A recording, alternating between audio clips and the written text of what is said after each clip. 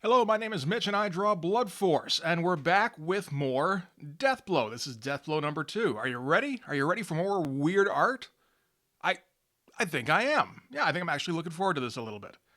But if you enjoy the channel, if you'd like to support me as an artist, there is a way you can help out. There's a link in the description that'll take you to my Patreon. If you want to subscribe there, that'll give you access to the Blood Force comics. There's a couple now. And as well as all of these videos before they get uploaded to YouTube, usually a week or so in advance, and any behind the scenes or exclusive material. Also, if you wanted to go over to my Instagram, commissions are now open. So if you want me to draw you some stuff, just DM me over there. So let's do some Deathblow. So starting out, this is August, which is quite a bit after Deathblow number 1. Deathblow number 1 was April. Yeah. And from what I understand, this is Jim having his first big crunch for not just being an artist. I've seen a couple of interviews with Jim Valentino now, where the guys who, particularly the guys who decided to build a studio, so Rob and Jim, found themselves in a situation where it was actually very difficult to do day-to-day stuff and also put out a book, obviously. So around this time, Jim is doing a lot of recruiting. So helped to get Dale Keown to Image. Also helped to get Jay Lee, of course. Helped to get Larry Stroman, if you remember Tribe, which is one we could hit eventually. That was also Jim Lee. He's also discovering guys like Scott Clark, Brett Booth, J. Scott Campbell, probably around this time actually, because Deathmate isn't supposed to be too far off, just a couple of months.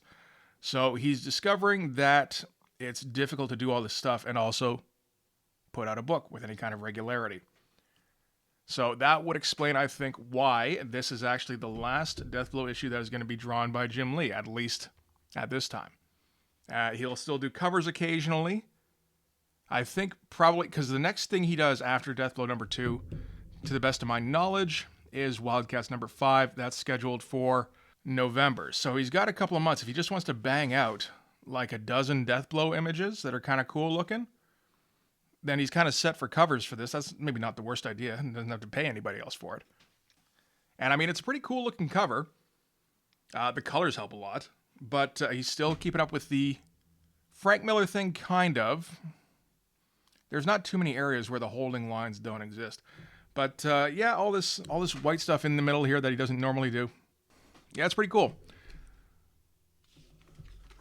So, any change here? Doesn't really look like it. We've got a Deathblow pinup by Sal Regla. Ooh, okay. Okay, so we're going to start out with a pretty great splash page to start with. This is a cool shot of Deathblow, and this is what appears to be a hostage situation, and we're going to get sort of the full scope of Jim Lee's brand new style. And you can see all the stuff he's trying in the background here. This stuff has got to be great because it, it looks okay and it eats up space. A lot of black.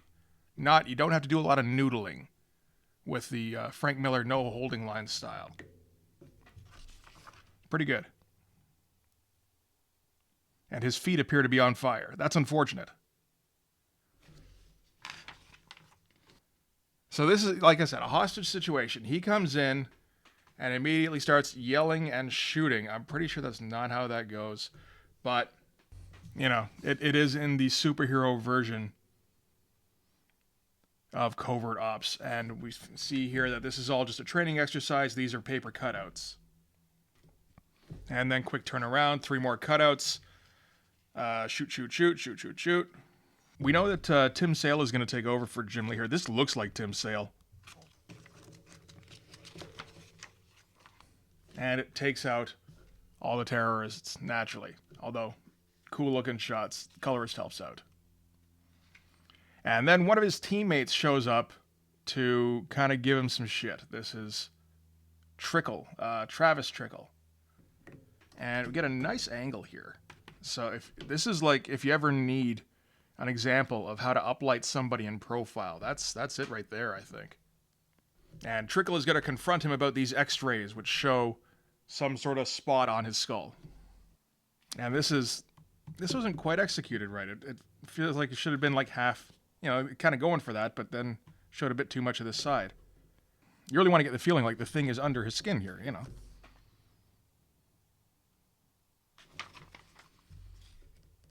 And he kind of gives him shit and say, okay, so, we pulled some nasty things. I guess this is kind of karma. And Deathblow says no to karma. Good shot. Just cranked back.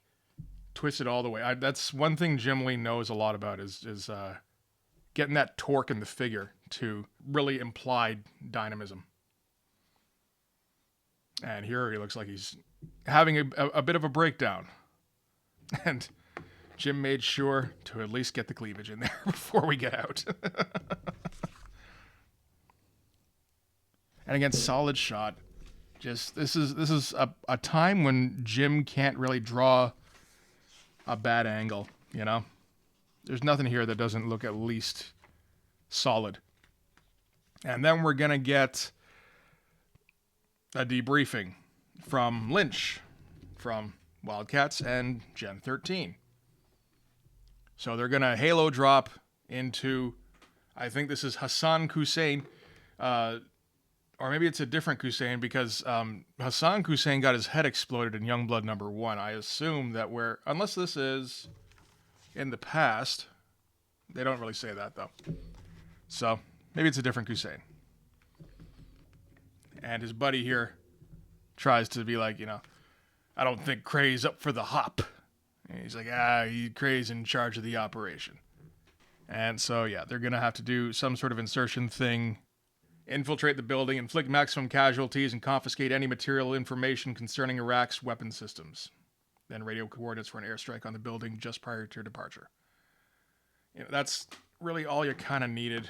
And none of this is interesting enough to warrant all the extra word balloons. But it's Brandon Choi. What did we expect? And that's it. This is 9 pages of a training exercise and a debrief. It all looks very nice. Reasonably. I mean, even this stuff here is boring as shit because we're stuck in just some facility. It looks okay, and it looks fine, but Jim Lee can't do anything cool here. Why not put him in, a C-130 and have them debrief on the plane, or just like go over the mission. I think Wilson did that in Wetworks. Or, do the halo jump. And then when they're creeping up, do caption boxes saying what their objectives are. I don't give a shit about all of this. Anyway, that's enough about Deathblow. This is the thing with Deathblow, is that you can't care about Deathblow. It looks neat, but nothing has ever happened. Cybernary things happen, at least, and it also looks neat. And this is, realizing the last one. Oh, they didn't do it this time. But this is not written by Brandon Choi. This is written by Steve Gerber. And if you're thinking to yourself, wait a minute, isn't that the guy who created Howard the Duck? Yes. Yes, very good. A good memory. So now he's carrying that tradition on with Cybernary. Identical characters. So as we recall, in the last issue, Cybernary got away from the HK Hunter Killers, only to be sort of knocked pretty much silly and then captured by a bunch of Morlocks. And these are scavengers, and they're chanting Jukuta, which means sell high. All right. So that's cool. We're getting a little bit of lore right off the bat. Nice splash page again. All the black in the world. And apparently some of the Morlocks are having difficulty keeping just profits in mind. So the scavengers are going to take Cybernary to this laboratory installation. And we have this great fisheye angle here with the creepy scat leader here, I suppose. This is Guggen. And that all looks fantastic. And again, the red pops against the green skin and against all the black. And so above ground, This is a police cruiser. It looks fucking great. Got the nice turret on top here, just to really kind of hammer home this is not a nice place. And they're checking out the site where Cybernary was confronting the HKs. This is nice. This is not particularly flashy or anything, but the posture and the lighting is just very assured. And it looks good. And they come across a ruined HK here. And they go, do you realize what it takes to destroy one of these things? Same thing it took to blast that crater in the ground. Right there. And while they're doing their back and forth cop thing, another HK comes up behind him and he's just wrecked. I think this is the one that had the grenade shoved in him. And they get captured, the policemen do. Wild looking ship. We don't know who's come after them yet. So, lands down, everybody gets off, nice backlit shot. We get sort of a teased view of what these particular characters look like. It's pretty clear they're probably going to be villains. And then, that is how you do a double page spread.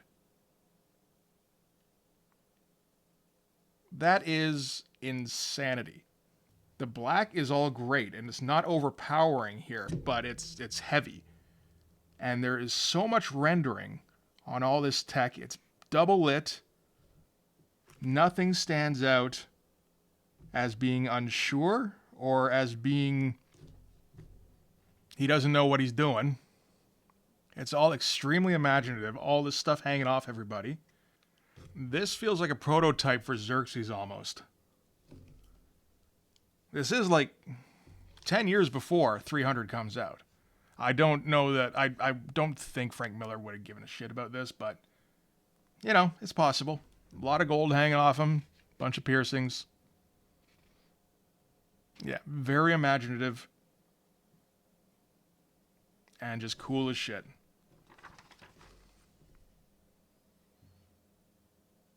And we got another cool shot of the villain here. This is Minotaur. So they've captured the cops in case they know where Cybernary's gone. They can't... Apparently Minotaur can discover from the half-destroyed HK by kissing it. And then, at that point, more cops show up, at which point Minotaur just tells them all to slaughter them. And then we'll take off. Yeah, there's elements in here that are almost Jay Lee-ish. Stuff like this. But apart from that, it just looks like very technically proficient Outlaw comics. This here, like all the black, but it all looks just like fucking wild. All right, we cut back to the lab. And what do you know? Cybernary's been stripped. That's a shame. And they're saying the model is incredible. And, you're just reacting to the packaging. Yeah. But she's half a generation beyond the current hunter-killer models. And that's it for that one. How many pages did we get of that? That was 10 pages. Nick Manabat held up his end, including, like, an incredible fucking double-page spread. Like, one of the best ones I've seen from Image. And then we get Death Sentences. That's a good mail title. That's not bad. And there's our pinup by Sal Regla, who I almost feel bad for, being compared to the rest of this comic. We get a proper pinup by Jim Lee. This looks like a differently inked Wizard number 25 cover, which I'll try to... Here. So we'll put this here. And we'll put the other one next to it for comparison. Right? I could be completely wrong. Like, there could be enough variation. It's like, no, when you put them next to each other, it's very obvious that's not what that is. I'll be back to this in a second. There's the issue 27 cover, which is nice, very flashy colors. Giant. That's the Gen 13 promo that's blown up way too big. Too big to look good. Everything looks like all the lines look kind of overexposed. You can see that he gets some pretty good detail in there. Deathmate coming up. Spawn 14 and 15 two-parter. And then Wildcats number 5. When was it supposed to come? In October. Not quite. So this here, what is to be done? So, all right, Jim Lee's getting serious. And he is, you know, he's a fucking CEO at this point. You know, I give Jim Lee a lot of shit, but he did take on probably too much. You know, he was a guy who already had difficulty keeping deadlines just for a comic book. And then he's going to go and be a talent scout and a fucking CEO and a publisher. You know, it's no wonder none of his stuff came out on time. So, Image is the fastest growing comic book company in the industry's history. It helps when you have all the top talent in the industry, but yes. Very few businesses are such a source of pleasure for all the people involved in its commerce. What? Very few businesses are such a source of pleasure for all of the people involved in its commerce. Wow. All right, he got his fucking accountant to write that one. Sure, we are involved in a business, but the underlying drive that make the whole system work is the love for the medium. Didn't make that sentence work. From the creators who produce the stories, to the retailers who sell them, to the fans who collect them, comics are a wonderfully imaginative and affordable source of entertainment. Each link in the chain demands the highest quality and level of integrity from the others. Otherwise, what's the point? So that was all fluff. So, in the spirit of fairness, Deathblow will now be priced at $175, because the number of story pages is less than the standard 22 plus pages you normally get for a $195 Image book. Oh! I do this because as a co-founder of Image and the producer of a number of Image titles, I have always felt most beholden to the readers, the faithful fans who have followed my work and have allowed me to do what I do today. You've spoken and have been heard. Okay, he's getting a little Spartacus-y here. Furthermore, as of issue 4, Deathblow will become a quarterly book. Really? I really enjoyed drawing Deathblow, but out of necessity has evolved into more of a side project for me as the demands of doing the Wildcats monthly book have increased. Rather than sacrificing any element of the book that the fans of the book have come to enjoy, and short of Frank Miller, who was the inspiration behind Deathblow, you don't say, coming on board to draw the series, I have chosen to cut back on its frequency and put out fewer issues. Okay. The majority of my time now will be devoted to Wildcats, the regular series, but the story behind Michael Cray will be told. Okay. On a final note, there's been a lot of change in the marketplace lately. Yeah, end of 93, things are starting to go a little south. A number of publishers have launched Image-inspired superhero universes, and the big guys are dumping scores of additional titles on the market, creating a comic glut. That's the beginning. I know you guys have even a wider choice than before, and I thank you for your patronage. As a P.S., as a preemptive strike, to those of you who are offended by this issue's cover, I am not burning the American flag. I didn't even think of that. Yeah, you can't do that. Weird. In fact, Deathblow is defending the Stars and Stripes. The imagery is meant to evoke the Star-Spangled Banner and all that stuff. Just a thoughtful note to save my critics the postage. Fair enough. He's generally pretty good at avoiding that kind of controversy. I don't remember anything with Jim Lee really getting caught up in that. So, yeah. Oh, there's that cover. Look at all the black. But yes, 175, 225 Canadian versus the 245. You'd usually have to pay. That's not bad. Because it's 19 pages instead of 22, or at least 22. So that's something. And he plans on doing Deathblow quarterly, which is admirable, except that next issue he doesn't draw Deathblow anymore. Maybe he means he plans to do the covers quarterly. That could be it. So, yeah, this one, you could skip this entirely. It'd be fine. It's not even the best Deathblow artwork, like the Jim Lee Deathblow stuff. That's issue 1. Although you don't want to skip it for the Cybernary stuff, because that stuff is getting fucking wild. So next issue, we will check out Deathblow number 3 with Tim Sale, and I believe Cybernary continues. So should still be pretty good. Thanks very much for watching. If you like this video, please hit like, hit subscribe, hit the notifications so you'll know when Deathblow number 3 is coming out. Go follow me on Twitter. More importantly, go subscribe on Patreon. That's where all of the Blood Force issues go.